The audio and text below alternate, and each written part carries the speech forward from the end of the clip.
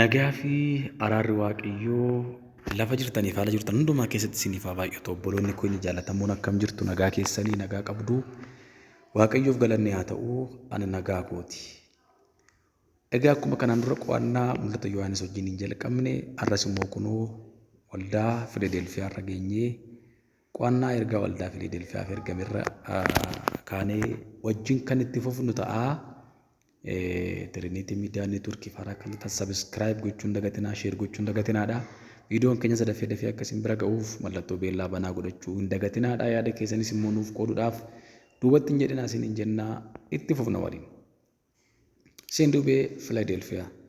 Filadelfiyaa jechuun jaalala obbolummaa jechuudha. Bara 159 amma 138 dhaloota Kiristoosiin dura mootiin Pergaamoo Attalaa lammaffaan kan jedhamutu Filadelfiyaa kana bulchaa turedha seenan. Atalaas obboleessa isaa Yuumenes waan hedduu jaallatuuf Filadelfiyaa jedhee maqaa moggaasee magaalaa kana kenneef. Kanarraa ka'uun namoonni Filadelfiyaa Love of his brothers jedhanii waaman jechaadha magaalaa tana. Maqaan moggaasa magaalattis kana irraa kan dhufedha jechaadha. Magaalaan kun magaalaa waldaan kun keessa jirtu Filadelfiyaan kan ijaaramte daangaa biyyoota sadii irratti. Biyyoonni sadan kunis Liidiyaa, Ergaa fi Maayisiyaa kan jedhaman yoo ta'u, hundeeffamni magaalaa kanaa kaayyoo addaa, aadaa, afaan fi akkaataa jireenyaa Giriikii beeksisuudhaaf kan ijaaramedha jechuudha. Magaalaan kun qonnaaf mijooftuu waan taateef oomishni akka wayinii fi boqqoolloo biyya kana keessatti yookaan immoo naannoo kana keessatti baay'ee beekamaadha. Daldalli ishee keessatti ni gaggeeffama. Waaqa tolfamaa baay'ee waan qabduuf Ateenaa xiqqoo jedhamtee beekamti. Ateenaan egaa waaqolii tolfamaa hedduu waan of keessaa qabduuf waaqoliin tolfamaan Ateenaa keessa jiranis baay'ee bakka kana waan jiraniif Ateenaa xiqqoo jedhamuudhaan beekamti jechaadha. Hojii ergamootaa 17 22 argachuu dandeessu kana. Hundeeffamni waldaa Filadelfiyaa lallaba Phaawulos jedhamee yaadama. Egaa waldoonni kun torban hundi isaanii amma jechuu dandeenyutti sababbiidhuma lallaba ergamaa Phaawulosiin kan isaan hundeeffamanii. Kanaafuu waldaan kun mishiinarii charchii yookaan immoo waldaa ergama wangeelaa raawwattu jedhamtee beekamti jechuudha. Kanaanis amala waldaa bara 1750 amma 1900 kaasee hanga deebi'ee dhufuu gooftaa keenya Yesuus Kiristoositti waldaa jirtu kan bakka bu'uudha jechaadha. Waldaa ammaa tana kan bakka buutu fakkeenya waldaa ammaa kanaa kan taatu waldoota torban biyya Eeshiyaa keessattuu keessaa waldaa Filaadelfiyaati jechuudha. Waaqayyo waldaa kana waan ittiin qeeqa tokkollee hin qabu. Waldoota torban keessaa kanneen qeeqa fi sirreeffama hin barbaachifne waldoota lamatu jira. Isaanis waldaa Simirnaa fi waldaa Filaadelfiyaati jechuudha. Soortuun waldaa kanaa yeroo sanaa immoo Dimeexiroos kan jedhamudha. Kunis jaarraa tokkoffaatti waldaa kana keessa ture jechaadha. Kan muude immoo ergamaa Yohaannis akka ta'e ragaan nutti hima jechaadha. Yeroo baay'ee ari'atamaa fi loogii jala kan ture yoo ta'u, Impaayerri Roomaa dhiibbaa uumuudhaan amantiin kiristaanummaa ukkaamsuuf yaalaa akka turellee seenaan ni dubbata jechuudha. Waldaa kanatti Kiristoos yeroo of ibsu maal ittiin jedhe isa qulqulluu, isa dhugaa, isa banaa Daawit of harkaa qabu, isa wanta inni banu namni tokkollee cufuu hin dandeenye, wanta inni cufus namni tokkollee banuu hin dandeenye jedheetu akkaataa kanaa waldaa kanatti of ibse.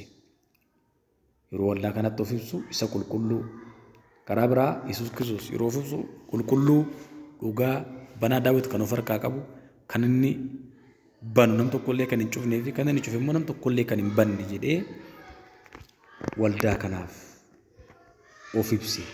Isa kana biraa dhufe jedhiitii ergaa kana caafe jedheen jechaadha.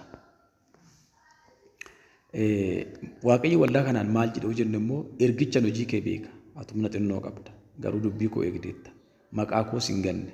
Kunoo ani balbala banamaa fuula kee dura jiru. Isa nam tokkollee cufuu hin dandeenye siif kenneera jedha. Lallabni kun yookaan tiksiin kun caqasi kun waldoota yeroo ammaa kana lallaba wangeelaa isa qulqulluu don taane lallaba badhaadhinaa yookaan wangeela badhaadhinaa lallaban biratti baay'ee beekamaadha. Keessumaa namoonni furtuu jechisanii furtuu konkolaataa jedhanii furtuu mana jireenyaatti jedhanii viillaa maal jedhanii hodhu kana sirraa banameera jedhanii namoota dafqisiisanii abdii hin jirre qabachiisan danuudha. Haa ta'u hiikan ergaa kanaa inni sirrii maali? Tokkoffaan hojii wangeelaa lallaba wangeelaa waldaa dhaabuu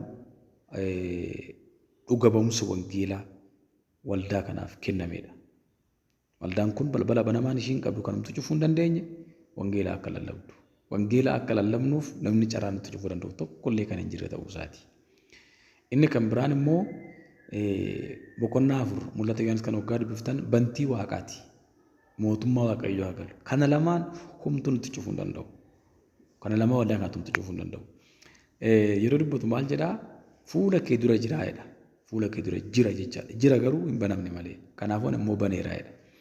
Kanaafuu amma keessumaa barattoota yuunivarsiitii irraa eebbifaman hojii kan dhaban maal qabatanii namoonni sirraa banameera jedhanii kan doorsisan kan fakkeessan ijoolleen yeroo achi sharaa san keessaa gadi ba'anis cufamaadhuma san keessa jiru.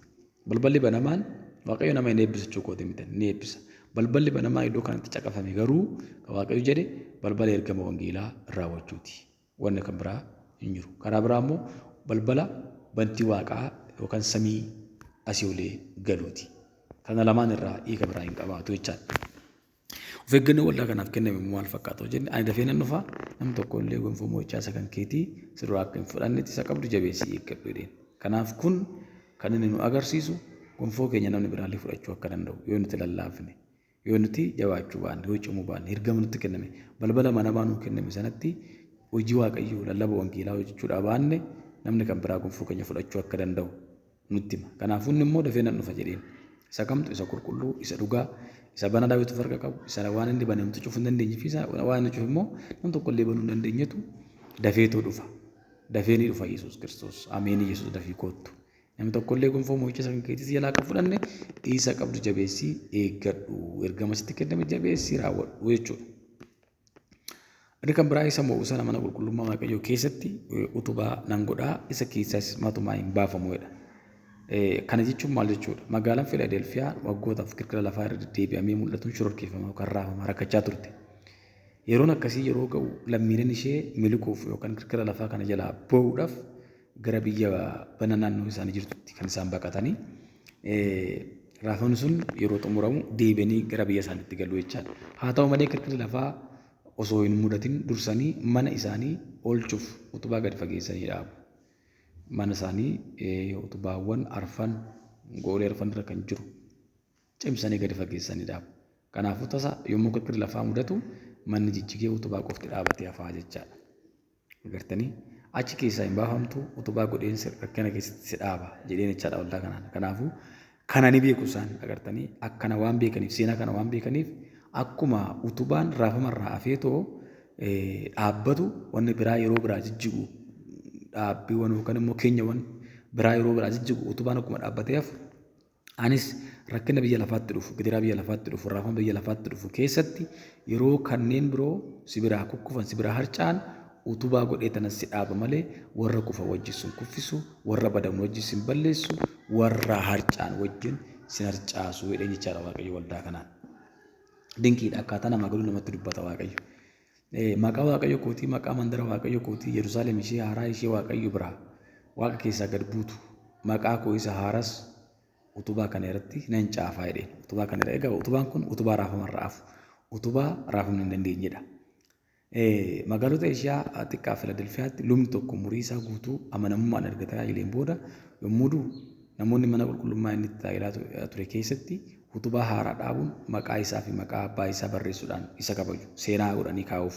Kun egaa kabaja bara baraa Kiristoos namoota isaaf amanamoo ta'aniif kennu kan agarsiisudha jechaadha. Kanaafiyyuu waaqayyo illee maal jedhee maqaa waaqayyo kootii utubaa kana irratti nan caafa. Utubittiin egaa waldaadha. Kontekestii kanaan waldaadha. Ulfinni waaqayyo ishirraa mul'ata. Maqaa waaqayyo ishirratti lallabamaa ishirraa beeksifamaa jechuudha. Kanaafuu maqaa koos utubaa kana irratti nan caafaa jechuudha waaqayyo gooftaan machaa.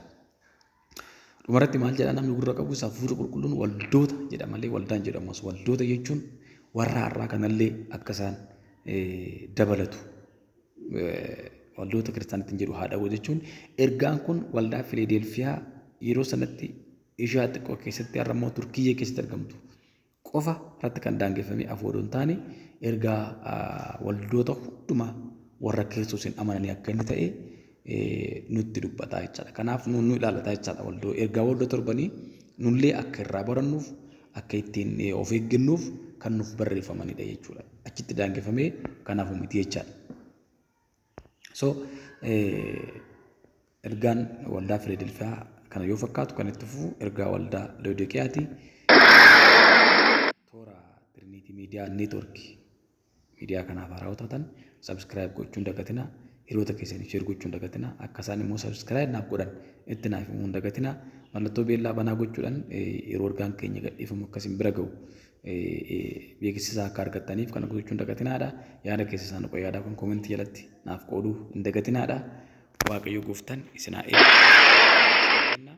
Kan itti fufu egaa